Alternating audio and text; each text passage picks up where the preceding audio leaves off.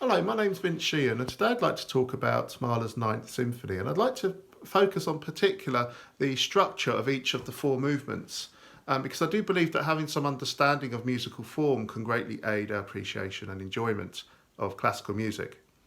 Now, Mahler composed his Ninth Symphony between 1908 and 1909, but he didn't live to hear it performed. Mahler died in 1911 and the work was premiered in 1912. As a result, this work has always been associated with the composer's death, and and you can't deny that really. You know, the work has this feeling of farewell, of this bittersweet acceptance of mortality, remembering the beauty of life, but also the kind of acceptance that everything has to end at some time. And Mahler does quote a Beethoven piano sonata, the Lebenswohl piano sonata, the Farewell piano sonata, to kind of help us with this association. And indeed, Mahler, before he wrote this symphony, you know, he had his own tragedy as well of his daughter dying, Maria Anna, in 1907. And Mahler, of course, was also diagnosed with the heart condition, which would eventually kill him just before he composed this. So this feeling of death is inescapable in this work.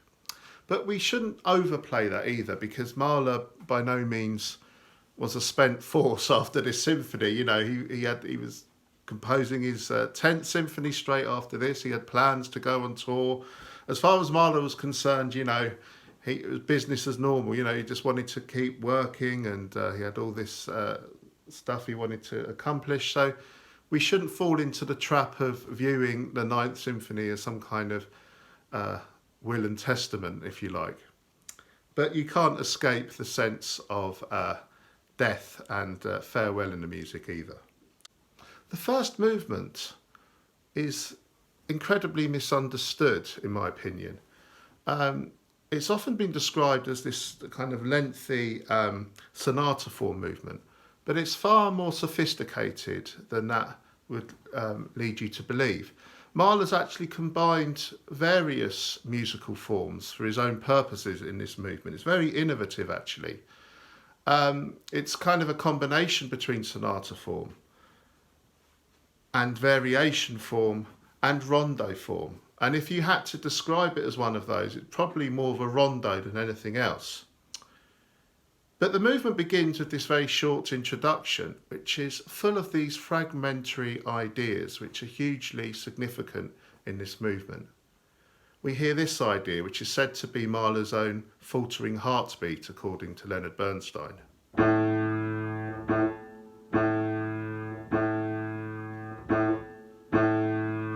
We have this idea on the harps then. Then this horn call.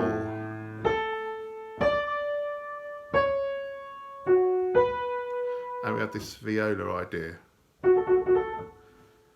Those fragments come back in unexpected ways, different guises throughout this movement. And then we have the main theme of this movement. And as I said before, if we view this music as essentially rondo-like, this melody forms the returning, is chief amongst the returning ideas. It goes like this.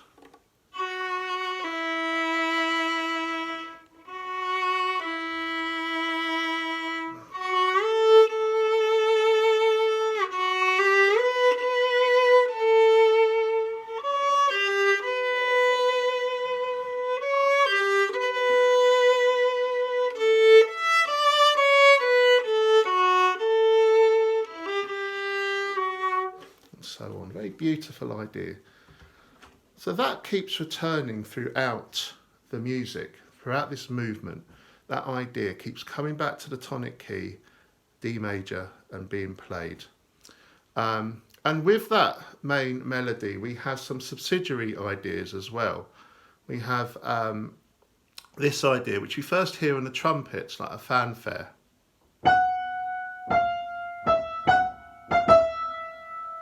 We hear that all over the place in this movement.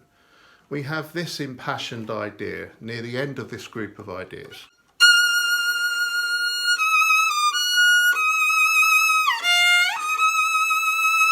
And so on. So those ideas, with that main melody first heard on the second violins being the chief idea, return throughout this movement. That's what we might call the A section, like a rondo, these group of ideas that keep returning time and time again.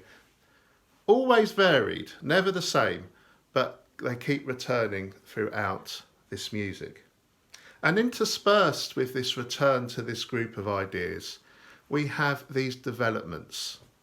Not one huge development, but a series of smaller developments. And by the way, the exact form I'll put below in the description. And a development's job in this movement, really, each time the development comes, is to pick up the pieces. The work usually, at the end of each A section, the ideas are usually reach a crisis and they kind of explode. And then the beginning of each development, from the murky depths of the bass clarinets quite often, and the contrabassoons, the different fragments, the different melodic ideas are kind of reanimated and brought back together again. And then eventually we come back to the A section again. So it's incredibly sophisticated, this music, but very simple as well in a way. It really is just A development, A development, A development, with each section being varied each time. The music ends magically and beautifully with this brief coda. The second movement is one of my favourite pieces Mahler ever wrote. It's absolutely wonderful. It's essentially the scherzo movement, but it's a bit more involved than the usual scherzo. It's a collection of kind of dances, of course, like it usually is with a Mahler scherzo. We begin with this Ländler idea.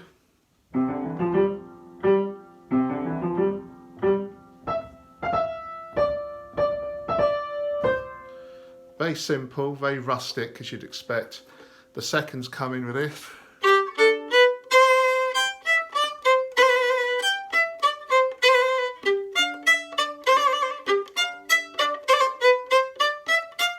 So on and so forth. This makes up the A section. And then we go into E major for this kind of crazy, kind of off-kilter, weird waltz. I absolutely love this. It goes like this.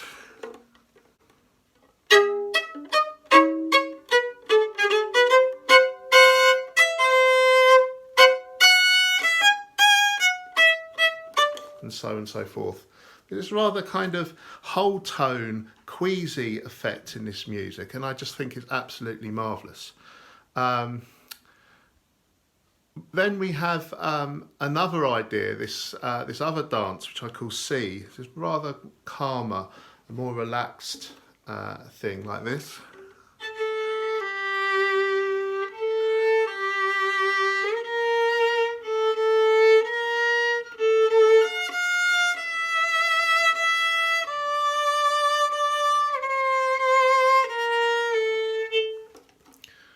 So already we've had three different ideas, and then they're repeated in various ways. And you know, as with all the movements, I've put the description exactly how it is in the comments below. The return to the waltz is great as well. We have this. And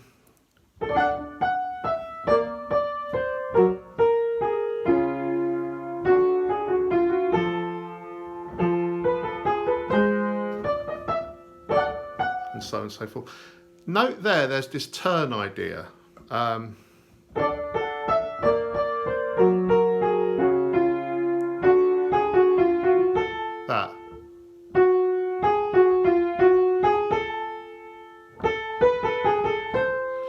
That turn, that idea, that turn, will reappear in the third and fourth movements, believe it or not. and it will become incredibly significant by the end of the symphony. So all those ideas are repeated. The next time that crazy waltz comes along, we have this idea as well.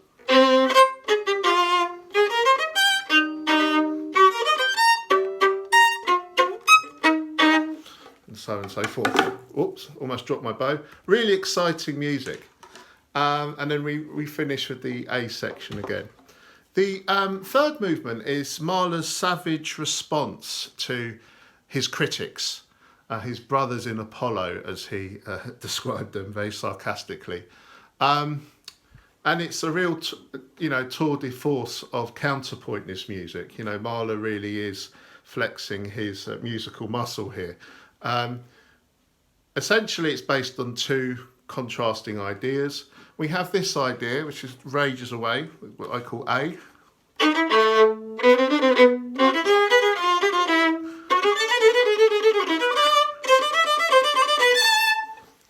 That comes back time and time again in this movement. There's this other idea which goes with that.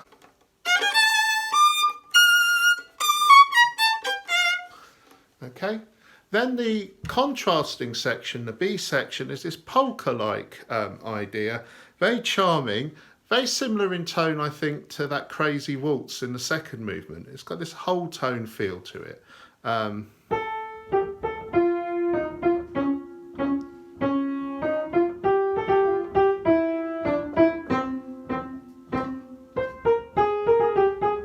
and so forth.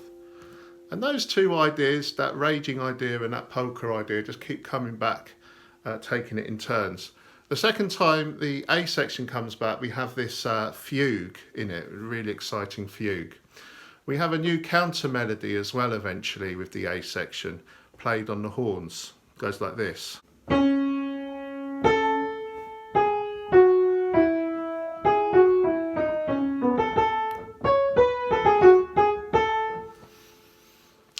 And then eventually, remember that turn idea in the second movement?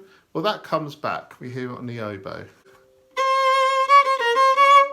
So listen out for that.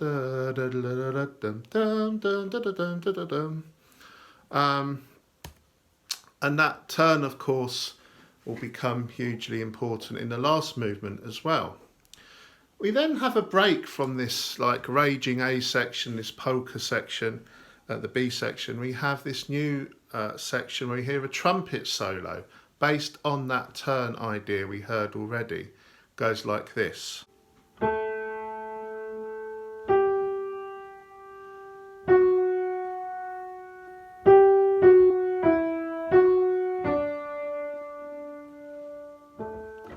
So on. Really kind of a moment of calm in this movement with that trumpet solo. But then that turn idea da, da, da, da, is mocked by the clarinets, and the piece ends with A again, that raging idea, with this thrilling coda which gets faster and faster at the end. The finale is a slow movement. This beautiful adagio. We have this brief introduction, and it's in D flat major, so it's quite far removed, isn't it, from D major. The home key so far is D major, and now we're in D flat major. Okay, that's how this symphony ends. And we begin with this this intro.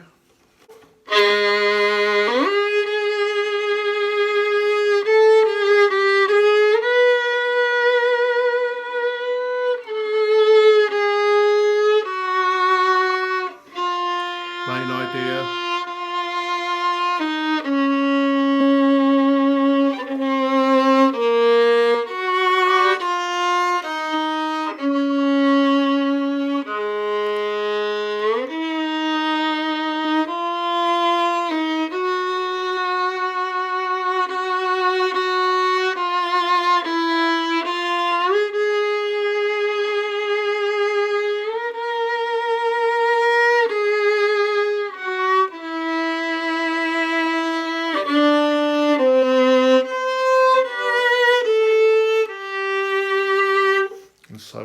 very beautiful melody, very hymn-like, isn't it? A bit like Abide With Me. Abide with me. And again, there's some really beautiful shifts in harmony, some unexpected modulations in when that melody comes back. Eventually, the second violins quote that turn idea. Remember, da da da da, which we heard in the third movement on the solo trumpet, and also in the second movement as well. We hear that, and then that takes us into the B section. We're in C sharp minor now, and we hear this. It's almost like we're it's a kind of plain chant feel, almost very ancient feel to this part of this movement. We hear these creeping scales on the bass bassoon, the contrabassoon, like this.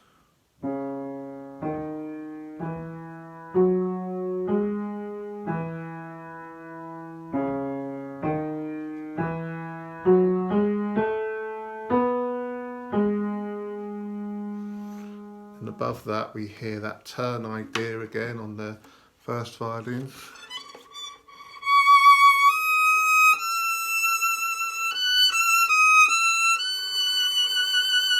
Did you hear that? That turn, that appears again. Eventually we go back to D flat major for the return of that hymn idea, this time wonderfully on the solo horn, a really beautiful moment in this work. Then the B section is repeated again, and this time we have a new idea as well.